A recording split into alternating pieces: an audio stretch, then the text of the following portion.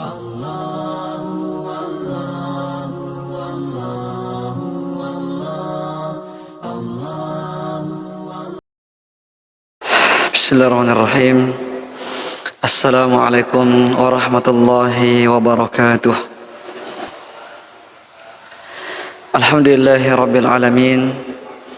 Wassalatu wassalamu ala asyrafil anbiya'i wal mursalin wa ala alihi wa ashabihi wa man tabi'ahum bi ihsanin ila yaumiddin, amma ba'd. Hadirin dan hadirat jamaah salat maghrib yang dirahmati oleh Allah Subhanahu wa taala. Alhamdulillah, kita bersyukur kepada Allah Subhanahu wa taala atas nikmat yang Allah karuniakan kepada kita semua, sehingga kita bisa mengerjakan kewajiban kita kepada Allah Subhanahu wa taala, yaitu salat maghrib secara berjamaah. Salam dan salawat kepada Nabi kita Muhammad sallallahu alaihi wasallam, An-Nabiyul Ummi, Khatamul Anbiya'i wal Mursalin.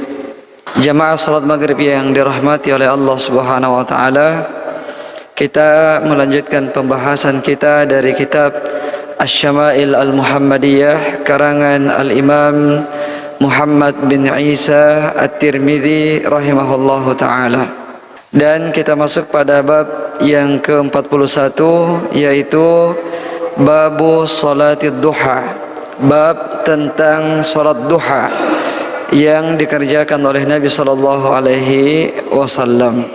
Nah, salat duha adalah di antara salat-salat sunnah yang diajarkan, yang dianjurkan oleh Nabi kita Muhammad sallallahu alaihi wasallam. Ada banyak hadis yang menceritakan tentang bagaimana sifat salat duha yang dikerjakan oleh Nabi kita Muhammad sallallahu alaihi wasallam.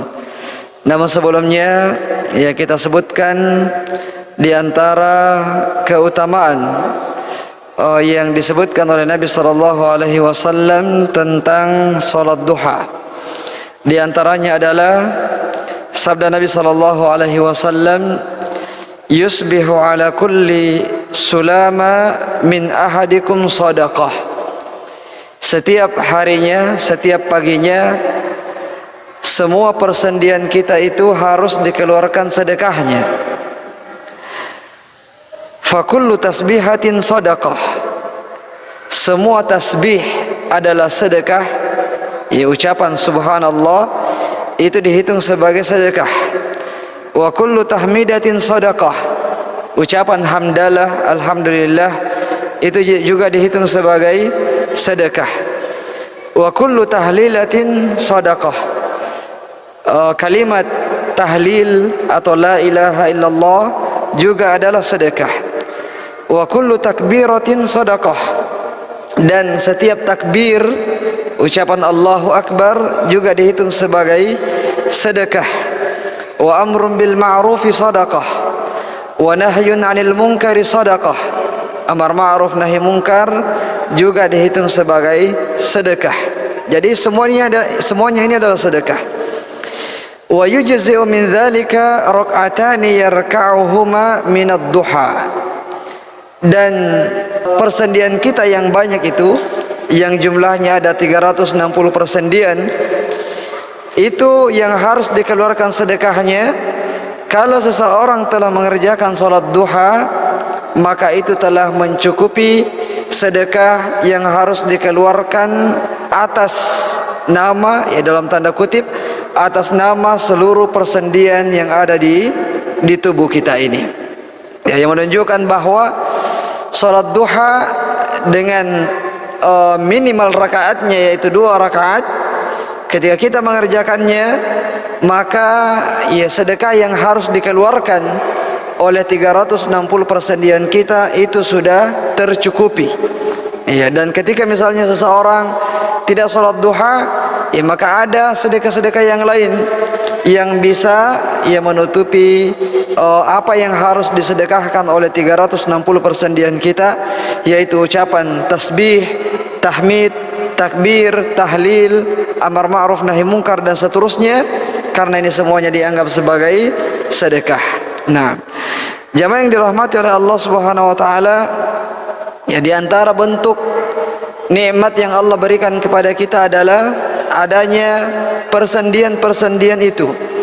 Bagaimana misalnya kalau tidak ada persendian, kita tidak akan bisa bergerak. Tapi kita bisa bergerak dengan leluasa, mudah menggerakkan kepala kita, tangan kita, kaki kita, badan kita dan semuanya. Itu karena banyaknya persendian yang diciptakan oleh Allah Subhanahu wa taala di dalam tubuh kita, pada tulang-tulang kita. Dan karena ini merupakan nikmat, maka perlu untuk disyukuri, harus disyukuri. Dan bentuk syukurnya kita adalah dengan mengeluarkan sedekahnya. Sedekah untuk 360 persendian yang ada di dalam tubuh kita, pada tulang kita. Nah, dan inilah di antara bentuk syukur nikmat, yaitu dengan beribadah, dengan salat. Khususnya di sini adalah salat duha sebagai bentuk kesyukuran kita kepada Allah Subhanahu wa taala atas nikmat berupa persendian yang ada pada tulang-tulang kita. Nah, kemudian di antara hadis yang menunjukkan disunnahkannya salat duha adalah sabda Nabi sallallahu alaihi wasallam kepada Abu Hurairah. Abu Hurairah mengatakan, "Awsani khalili bi thalathin la ad'uhunna hatta amut." Kekasih saya, yaitu Rasulullah sallallahu alaihi wasallam, memberikan wasiat kepada saya 3 hal. Saya tidak meninggalkannya sampai saya meninggal dunia. Ketiga hal itu adalah shaumi thalathati ayyamin min kulli syahrin, puasa 3 hari setiap bulannya atau puasa ayyamul bid, wa salatid duha, salat duha, wa naumin ala witrin, dan tidak tidur kecuali sudah salat witir. Nah, fi hadza dalilun ala anna salat ad-duha mimma awsa bihi Nabi sallallahu alaihi wasallam. Hadis Abu Hurairah ini menunjukkan dianjurkannya, disyariatkannya salat duha tersebut. Nah, dan Abu Hurairah selalu melaksanakannya mudawamah, konsisten melaksanakannya setelah diberikan wasiat oleh Nabi sallallahu alaihi wasallam. Bahkan dia mengatakan, saya tidak pernah lagi meninggalkannya sampai saya meninggal dunia. Nah, kemudian jamaah yang dirahmati oleh Allah Subhanahu wa taala, kita masuk pada hadis yang pertama pada bab ini. Haddatsana Mahmud bin Ghailan qala haddatsana Abu Dawud At-Tayalisi qala haddatsana Syu'bah an Yazid Ar-Rishki qala sami'tu Mu'adzata qalat qultu li Aisyata akana Nabi sallallahu alaihi wasallam yusalli ad-duha qalat na'am 4 raka'atin wa yazidu ma syaa Allah. Menceritakan kepada kami Mahmud bin Ghailan, dia mengatakan menceritakan kepada kami Abu Dawud At-Tayalisi, dia mengatakan menceritakan kepada kami Syu'bah dari Yazid Ar-Rishki, dia mengatakan saya mendengarkan Mu'adzah, seorang wanita, dia mengatakan saya bertanya kepada Aisyah, wahai Aisyah, apakah Nabi sallallahu alaihi wasallam salat duha? Kemudian Aisyah mengatakan, "Na'am," betul. Yaitu salat duha 4 rakaat dan beliau menambahkannya jika beliau menginginkannya. Nah, jamaah yang dirahmati oleh Allah Subhanahu wa taala, di dalam hadis ini ada penjelasan tentang jumlah rakaat salat duha. Salat duha itu minimal rakaatnya adalah 2 rakaat. Tidak boleh 1. Karena dalam salat siang hari itu tidak ada witir. Jadi kembali kepada hukum asal dari salat, yaitu 2 rakaat, 2 rakaat. Maka minimal rakaat salat duha adalah 2 rakaat. Kemudian kelipatannya 2, 4, 6, 8 dan seterusnya. Dan akan kita sebutkan nanti tentang Rasulullah pernah salat 6 rakaat, pernah juga salat 8 rakaat. Cuman yang jadi pertanyaan adalah, apakah memang salat duha itu ada batasan maksimalnya, ada batasan maksimal rakaatnya, ataukah tidak ada? Ya, sebagian ulama mengatakan bahwa maksimalnya adalah 8 rakaat, ada yang mengatakan maksimalnya adalah 12 rakaat, dan sebagian yang lain, dan ini pendapat yang lebih kuat, bahwa tidak ada batasan maksimalnya untuk salat duha, karena Nabi SAW tidak membatasinya.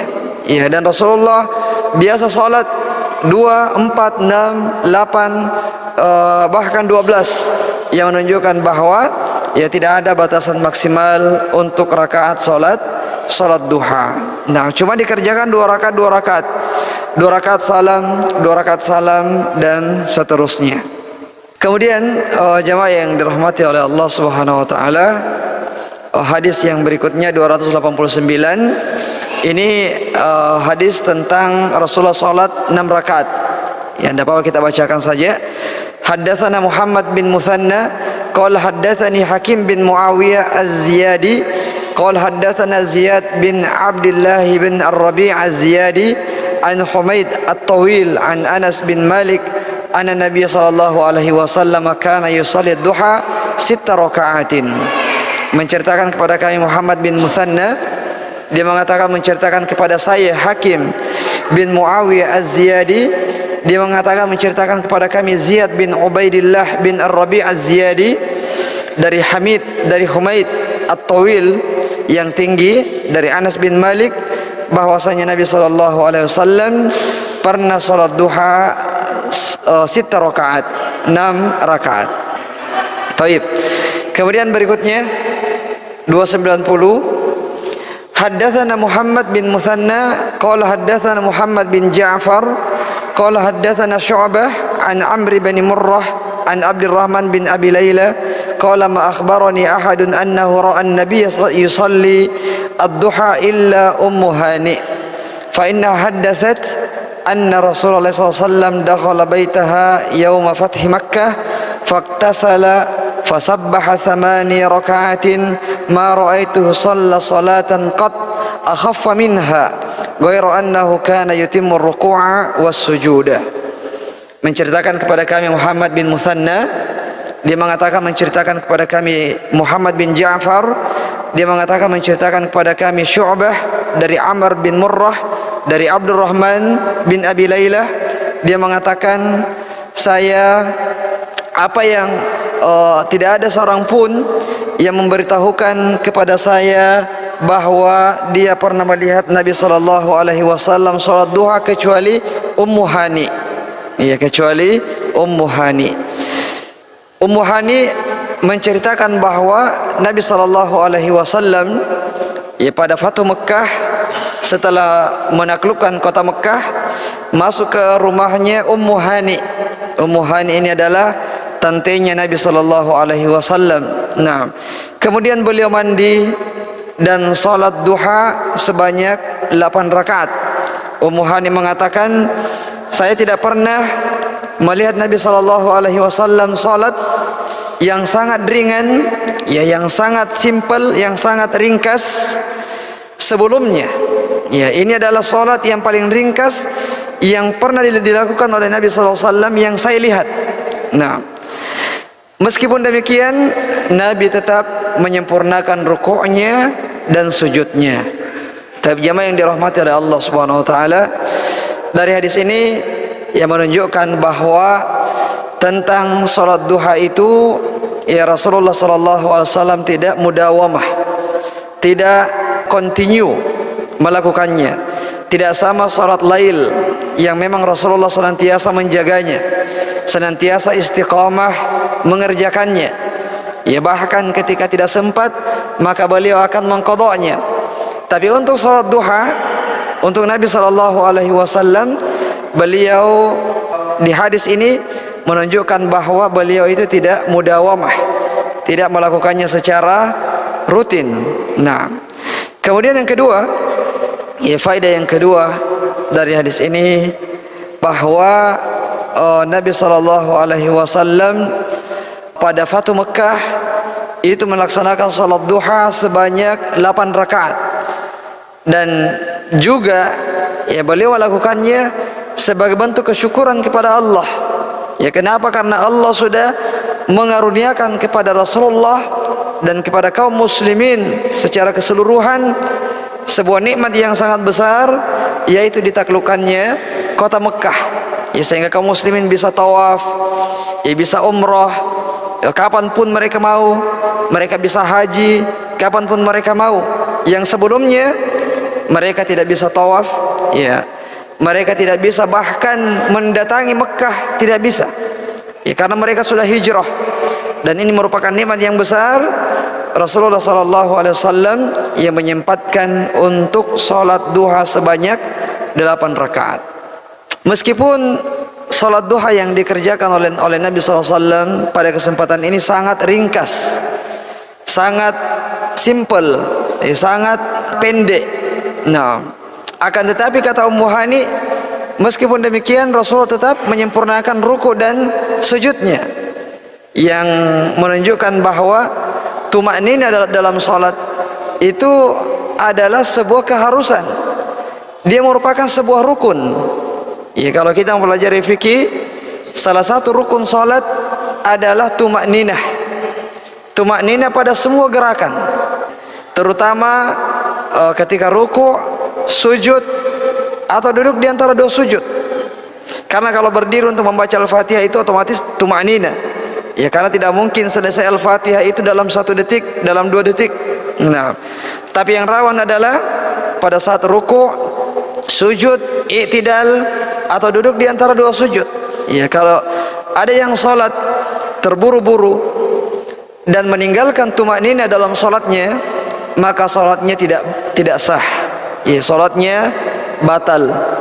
Meskipun bacaan Al-Fatihahnya itu luar biasa bagusnya, luar biasa indahnya, tajwidnya Masya Allah, tapi kalau tumanina yang tidak ada, maka tidak sah salatnya.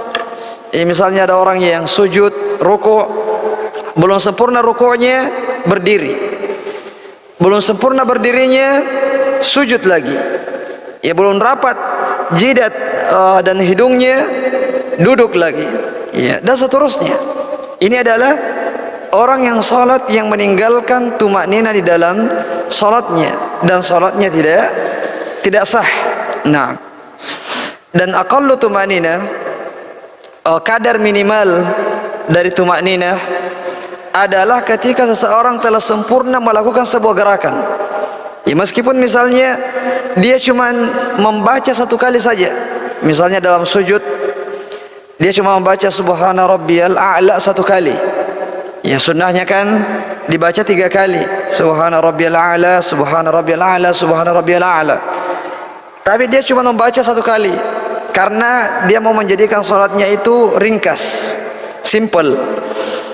Ini tidak mengapa, tidak membatalkan salat selama sujudnya itu sempurna.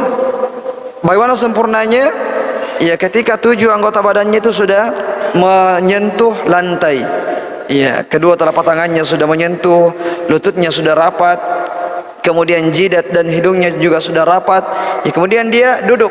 Ini sudah melakukan kadar minimal dari tumakninah. Atau juga sami Allahu liman hamidah, dia cuma baca Rabbana walakal hamdu, tidak baca lagi doa setelahnya.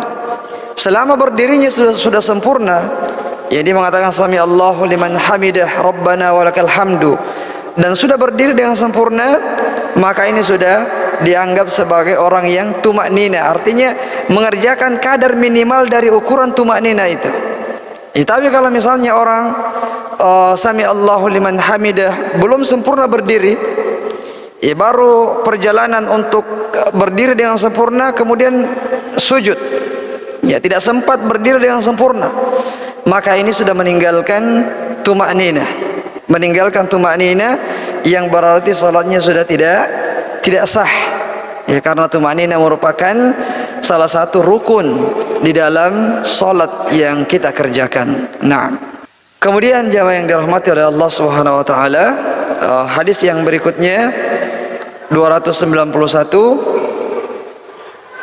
Haddatsana Ibnu Abi Umar qala haddatsana Waqi' qala haddatsana Kahmas bin Al-Hasan an Abdullah bin Syaqiq qala qultu li Aisyah akana an-nabiy sallallahu alaihi wasallam yusalli ad-duha qalat la illa an yaji'a min maghibihi. Menceritakan kepada kami Abu Umar, dia mengatakan menceritakan kepada kami Waqi', dia mengatakan menceritakan kepada kami Kahmas bin Hasan dari Abdullah bin Syaqiq, dia mengatakan saya mengatakan kepada Aisyah, apakah Nabi sallallahu alaihi wasallam salat duha? Aisyah mengatakan tidak, kecuali ketika beliau pulang dari perjalanan. Ya, kecuali kalau beliau pulang dari perjalanan. Nah, jemaah yang dirahmati oleh Allah Subhanahu wa taala, pada hadis ini ya sepertinya ada pertentangan dengan hadis yang sebelumnya. Padahal orang yang menyebutkan ini orang yang sama, yaitu Aisyah radhiyallahu anha. Di hadis sebelumnya disebutkan ketika ditanya apakah Rasulullah pernah salat duha, Aisyah mengatakan betul, ya 4 rakaat, dan beliau biasa menambahkannya. Di sini dia mengatakan tidak pernah, ya kecuali kalau pulang dari safar baru beliau melakukan salat duha. Nah, di sini penulis atau pensyarah mengatakan bahwa al-ahaditsul lati ja'at fi salati duha ala thalathati aqsam. Jadi hadis-hadis yang berbicara tentang salat duha itu bisa dikategorikan menjadi 3 kategori. Yang pertama adalah alladzi fihi al-itsbatu mutlaqan ka qauli Aisyah lamma su'ilat. Yang pertama adalah hadis yang menunjukkan bahwasanya Rasulullah itu salat duha secara mutlak. Mutlak artinya bukan pada kondisi-kondisi tertentu, ya, tapi pada hampir semua kondisi, hampir pada semua keadaan Nabi sallallahu alaihi wasallam. Sebagaimana tadi hadisnya Aisyah ketika ditanya tentang apakah Rasulullah salat duha, dia mengatakan betul, yaitu salat 4 rakaat. Nah, yang kedua adalah alladzi jaa muqayyadan bimaji'ihi minas safar. Hadis yang menunjukkan bahwa Rasulullah itu salat pada kondisi-kondisi tertentu. Ya, seperti hadis Aisyah yang tadi yang mengatakan bahwa saya tidak pernah melihat Rasulullah salat duha kecuali kalau pulang dari safar. Ya, kalau tidak safar berarti tidak salat duha. Nah, ini kategori yang kedua yang mengatakan bahwa Rasulullah itu salat duha pada momen-momen tertentu. Nah, yang ketiga adalah an-nafyu mutlaqan ka qauliha wa ma sabbaha Rasulullah sallallahu alaihi wasallam subhatal duha qat. Kelompok yang ketiga, ya, hadis semuanya hadis yang sahih menunjukkan bahwa Rasulullah itu tidak pernah salat duha. Ya, tidak pernah salat duha. Dalilnya adalah perkataan Aisyah radhiyallahu anha. Masih Aisyah radhiyallahu anha, dia mengatakan wa ma sabbaha Rasulullah SAW subhatad duha qat, dan Rasulullah tidak pernah salat duha sekalipun, ya, tidak pernah meskipun sekali salat duha. Nah, lalu ya, bagaimana mengkompromikan hadis-hadis ini, padahal hadis-hadisnya adalah hadis-hadis yang sahih. Bahkan lebih daripada itu, ia menyebutkan hadis ini adalah orang yang sama, yaitu Aisyah radhiyallahu anha. Nah, jadi kata pensyarah bahwa yang dinafikan oleh Aisyah pada perkataannya Rasulullah tidak pernah salat duha adalah walam tanfi thubut as-salah li'an nafat ru'yatuha li salatid duha. Ya, dia cuma menafikan ru'yah, melihatnya. Dia tidak menafikan subutnya, bahwa pernahnya. Ya, artinya Rasulullah pernah, ya, cuman itu juga didengarkan oleh Aisyah. Tapi kalau Aisyah misalnya yang melihatnya secara langsung, Aisyah tidak menafikannya, ya, tidak menafikan hal tersebut. Nah, ini jam'an bainal adillah, menggabungkan di antara dalil-dalil ini. Kemudian bagaimana kita menggabungkan anjuran Nabi sallallahu alaihi wasallam kepada Abu Hurairah dia menganjurkan kepada Abu Hurairah agar mudawamah, agar senantiasa komitmen, continue, istiqamah menjaga salat duha. Padahal ternyata Rasulullah SAW itu tidak mudawamah, tidak continue. Ya, Rasulullah kadang melakukannya, kadang juga meninggalkannya. Ya, tidak setiap hari, tidak sebagaimana salat lail. Nah, kata Syekh Ibnu Taimiyah, Syekhul Islam Ibnu Taimiyah rahimahullah taala, fahalil afdalul mudawama 'alaiha kama fi hadits Abu Hurairah awil afdalu tarkul mudawama iktidaan bin Nabi sallallahu alaihi wasallam. Sekarang ini mana yang lebih afdal? Apakah kita salat duha secara konsisten ataukah salat duha sekali-kali, ya, pada momen-momen tertentu sebagaimana yang dilakukan oleh Nabi sallallahu alaihi wasallam? Nah, hadza mimma tanaza'u fihi wal ashbahu an yuqal man kana mudawiman ala qiyamil laili agnahu 'anil mudawama an salatid duha. Jadi perkara ini perkara yang diperselisihkan, namun yang dipandang pertengahan oleh Syekhul Islam adalah barang siapa yang punya kebiasaan konsisten di dalam salat malam sebagaimana Nabi sallallahu alaihi wasallam, maka dia tidak perlu untuk konsisten di dalam mengerjakan salat duha, karena salat malamnya itu sudah mencukupi baginya. Ya, itu sudah mencukupinya. Nah, dan bagi orang-orang yang tidak konsisten dalam mengerjakan salat lailnya, maka hendaknya dia konsisten mengerjakan salat duhanya.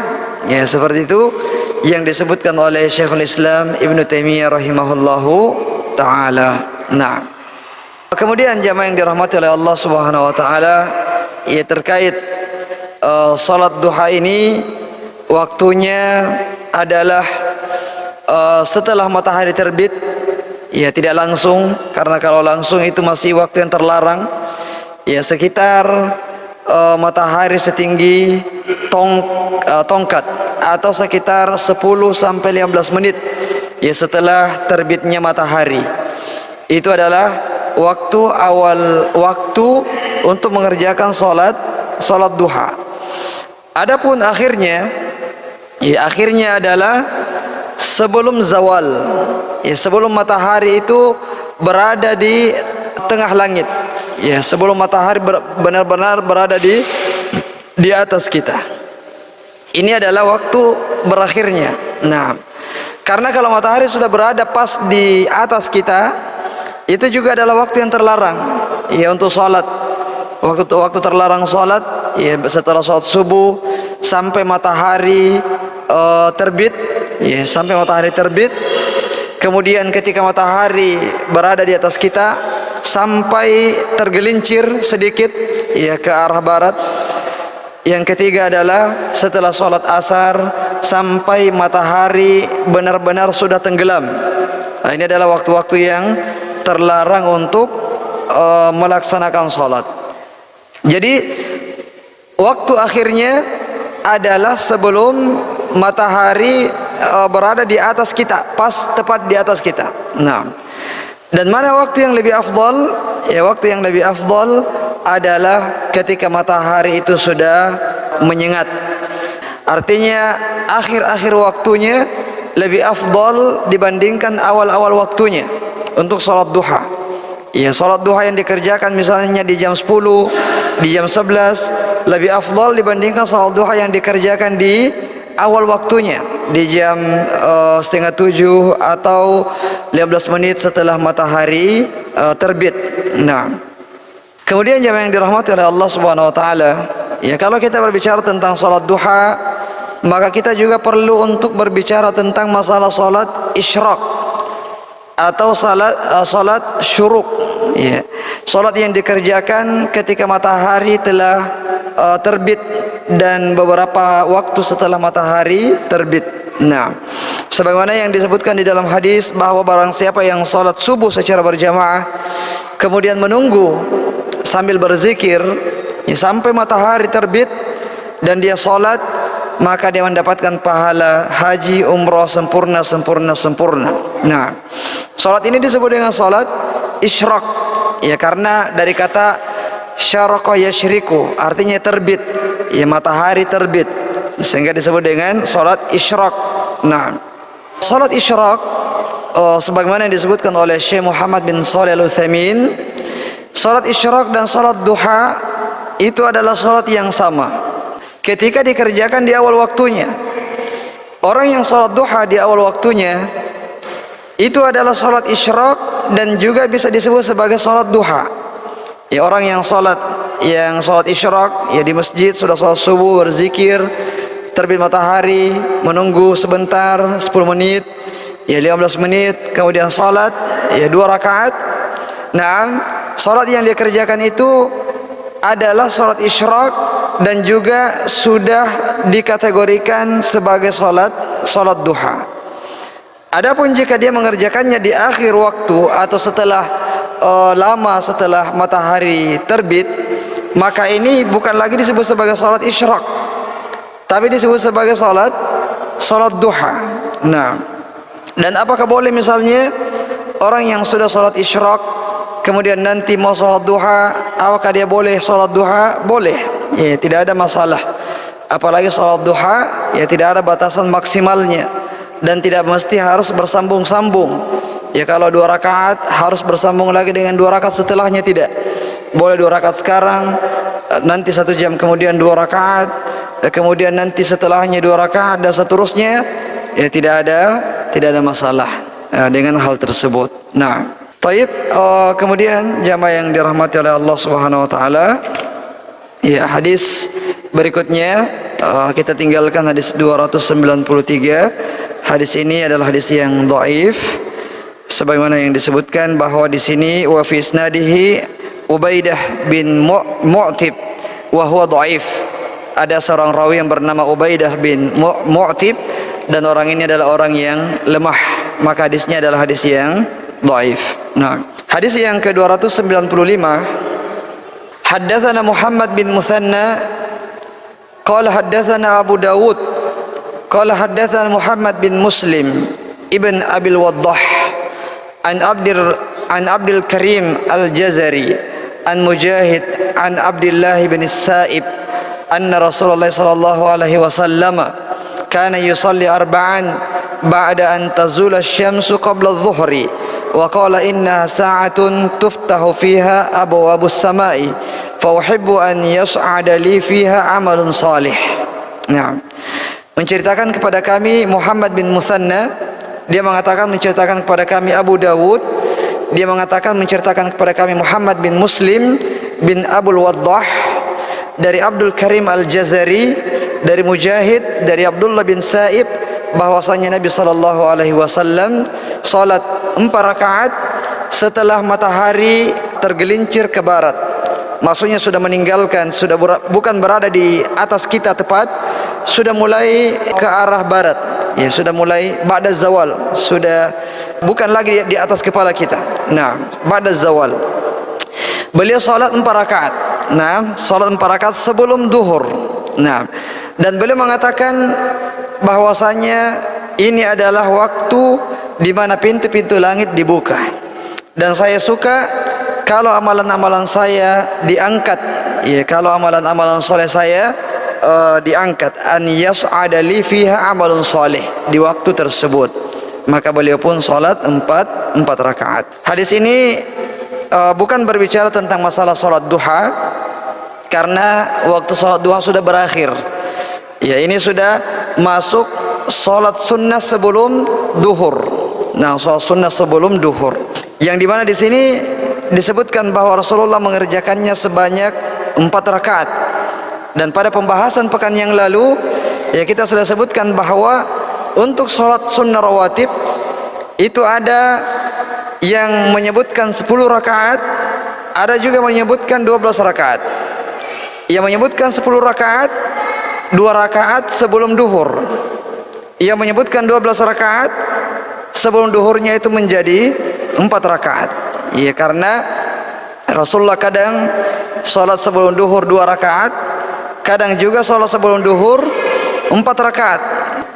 Dan ini agak berbeda dengan salat-salat sunnah lainnya, salat-salat rawatib yang lainnya. Seperti sebelum subuh 2 rakaat saja, sesudah maghrib 2 rakaat saja, sesudah isya juga 2 rakaat. Nah, dan di salat duhur sebelum duhur 4 rakaat. Ya, dan di sini disebutkan di antara ilahnya, ya karena di waktu itu pintu-pintu langit terbuka dan Nabi SAW suka agar amalan-amalan solehnya diangkat. Ya, maka Rasulullah memperbanyak salatnya menjadi 4 rakaat sebelum salat duhur. Nah, kemudian jamaah yang dirahmati oleh Allah Subhanahu wa taala, hadis berikutnya, hadis yang terakhir di bab ini. Hadatsana Abu Salamah Yahya bin Khalaf qala hadatsana Umar bin Ali al-Muqaddami an Mis'ar bin Kidam an Abi Ishaq an Asim bin Damrah an Ali annahu kana yusalli qabla adh-dhuhri arba'an wa dzakara anna Rasulullah sallallahu alaihi wasallam kana yusalliha 'inda az-zawali wa yamuddu fiha. Ini menunjukkan tentang salat duhur, salat sunnah sebelum duhur, bahwa Rasulullah mengerjakannya 4 rakaat dan kadang-kadang beliau memperpanjangnya, memanjangkan salat sunnah sebelum duhur tersebut. Termasuk sebenarnya salat duhur yang biasa dikerjakan oleh Nabi SAW adalah agak dipanjangkan, ya, dibandingkan dengan salat asar. Ya, jadi salat duhur meskipun dia adalah salat sirriyah, salat yang bacaan kita itu disirkan, dipelankan, namun Rasulullah SAW mengerjakannya biasanya agak panjang. Ya, apalagi kalau dibandingkan dengan salat asar. Ya, beliau untuk salat duhur lebih panjang bacaan setelah Al-Fatihahnya dibandingkan dengan salat asar. Baik. Kemudian jamaah yang dirahmati oleh Allah Subhanahu wa taala, ya kita ambil satu hadis di bab ke-42 karena satu hadis saja di sini. Babu salati tatawwu' fil bait. Bab salat sunnah di rumah. Nah, jamaah yang dirahmati oleh Allah Subhanahu wa taala, untuk salat sunnah beliau itu mengutamakan untuk mengerjakannya di rumah. Iya.